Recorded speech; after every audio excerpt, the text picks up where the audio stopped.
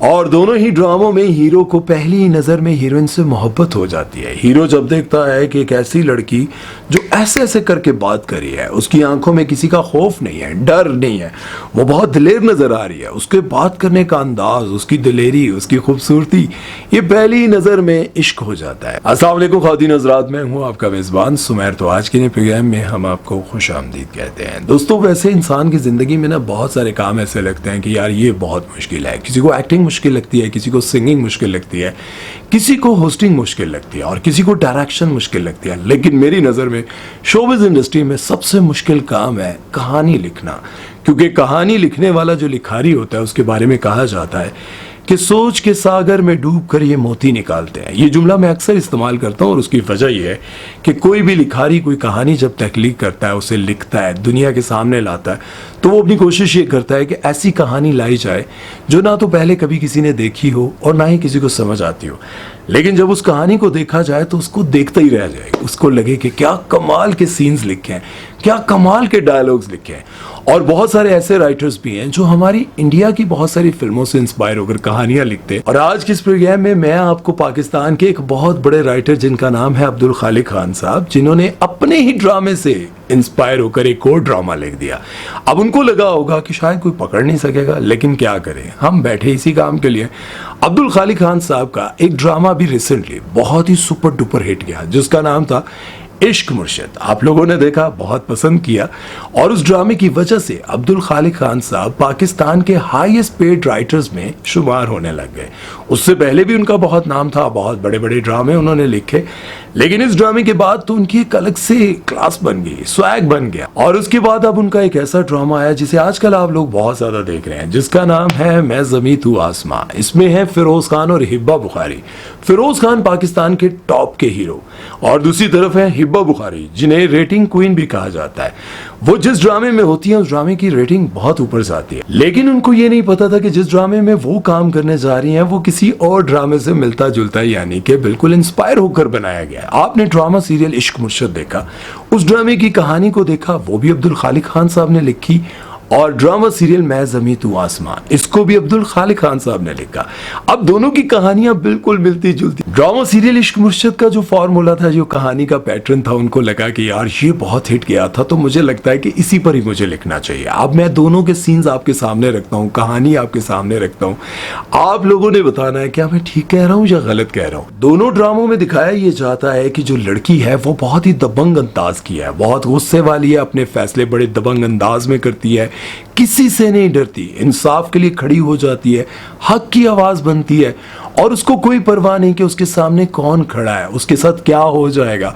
वो बहुत ही दिलेर दिखाई जाती है। और दोनों ड्रामों में लड़की का जो बाप दिखाया गया वो बहुत ही ईमानदार गवर्नमेंट ऑफिसर है, करप्शन के खिलाफ है, किसी की नहीं सुनता, सीधे रास्ते पर चलता है और करप्शन के तो इतना खिलाफ है, चाहे उसकी अपनी बेटी ही करप्शन करने पर आ जाए तो उससे भी लाताल्लुक हो जाएगा। इतना जबरदस्त किरदार दिखाया गया। दोनों ड्रामों के जो हीरोज हैं वो भी तकरीबन सेम दिखाए गए हैं। दिखाया यह जाता है कि हीरो का जो बाप है वो बहुत बड़ा वडेरा है, बहुत ताकतवर है, बहुत बड़ा पॉलिटिशियन है, करप्शन भी करता है, मार भी देता है, लोगों को कत्ल भी कर देता है, लेकिन बेटा जो है वो थोड़ा डिफरेंट है। और दोनों ही ड्रामों में हीरो को पहली ही नजर में हीरोइन से मोहब्बत हो जाती है। हीरो जब देखता है कि एक ऐसी लड़की जो ऐसे ऐसे करके बात करी है, उसकी आंखों में किसी का खौफ नहीं है, डर नहीं है, वो बहुत दिलेर नजर आ रही है, उसके बात करने का अंदाज, उसकी दिलेरी, उसकी खूबसूरती, ये पहली ही नजर में इश्क हो जाता है। भाई पहले ड्रामे में भी यही दिखाया गया और इस ड्रामे में भी यही दिखाया गया, यानी कि दोनों ड्रामों में हीरो जो है पहली नजर में लड़की से मोहब्बत कर बैठता है। अभी तक तो मैं आपको ड्रामा सीरियल इश्क मुर्शिद और मैं ज़मीं तू आसमां के बारे में बता रहा था कि अब्दुल खालिक खान साहब ने अपने ही ड्रामे को छापकर दोबारा पेश कर दिया।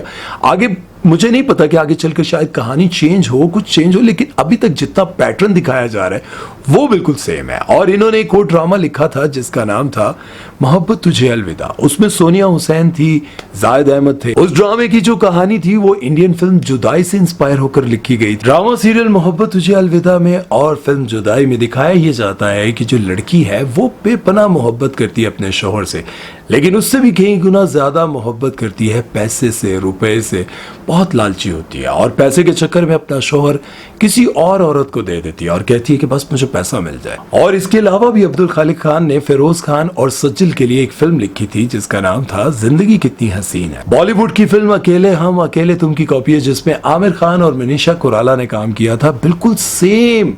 और जब ये फिल्म रिलीज हुई फिरोज खान और सज्जल अली की, तो लोगों ने बात की। और मजे की बात यह है कि बॉलीवुड की फिल्म अकेले हम अकेले तुम भी हॉलीवुड फिल्म की कॉपी है। तो इसका मतलब ये हुआ कि अब्दुल खालिक खान ने इनकी फिल्म की कॉपी नहीं की, यानी कि भारतीयों की कॉपी नहीं की, बल्कि हॉलीवुड की कॉपी की है। भाई हम थोड़ा ऊपर का सोचते हैं, नीचे नीचे नहीं सोचते।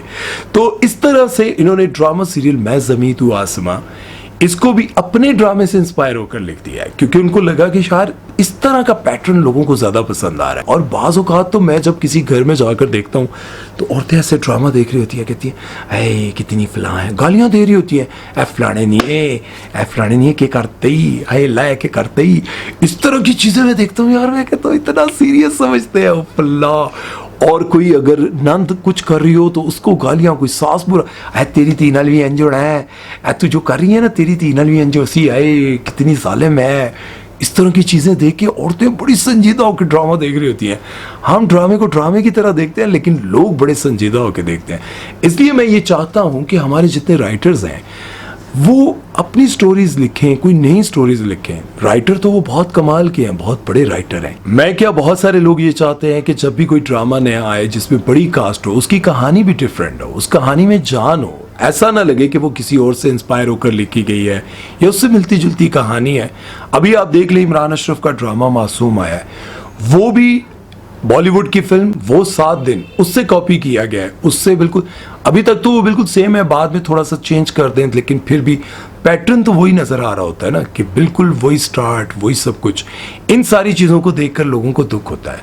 और बहुत सारे वो लोग जो कि ड्रामा बहुत शौक से देखते हैं और उनको लगता है कि पाकिस्तान के ड्रामे बहुत ही ज़बरदस्त होते हैं, तो उनको तो बहुत ज़्यादा दुख होता है। और मुझ जैसे लोगों को जो इस पर बात करते हैं उनको भी दुख होता है, क्योंकि हमारे ड्रामों को कोई ये कहे कि हमारी फिल्म से कॉपी किया गया, तो मुझे दुख होता है। क्योंकि मैं बॉलीवुड छापा फैक्ट्री को बहुत एक्सपोज कर चुका हूँ और बहुत बार बता चुका हूँ इंडिया हमारे कौन कौन से गानों को कॉपी कर चुका है, कौन कौन सी फिल्मों को कॉपी कर चुका है। और अब तो मैं एक ऐसा एपिसोड लेकर आ रहा हूँ जिसमें मैं आपको दिखाऊंगा कि पाकिस्तान की फिल्म इंडस्ट्री कितने लेवल पर थी और उनकी कौन कौन सी फिल्मों को इंडिया में same to same, frame to frame छापा गया है।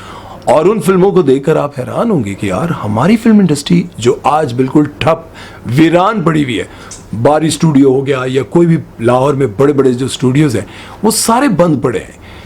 लेकिन एक दौर था जब हमारी फिल्मों को कॉपी किया जाता था। बहुत जल्द मैं आपको सब कुछ दिखाने वाला हूँ फिल्मों के हवाले से, लेकिन यहाँ पर मैं ये कहना चाहूँगा, हो सकता है राइटर्स आपको बुरा लगा हो, लेकिन मुझे कुछ लगा, मैंने दिखा दिया। आप लोगों को क्या लगा? जो कुछ मैंने दिखाया वो मिलता जुलता है या नहीं है तो कमेंट सेक्शन में लिखें, ताकि मैं कहूँ कि मेरे को गलती होगी है। और अगर ये ऐसे ही है तो फिर नीचे लिख दें ज़बरदस्त, वेल डन। उम्मीद है कि आज का ये प्रोग्राम आप लोगों को अच्छा लगा होगा। अपना बहुत सारा ख्याल रखिएगा, दुआओं में याद रखिएगा। सुहैर चौधरी को दीजिए इजाज़त, अल्लाह हाफ़िज़।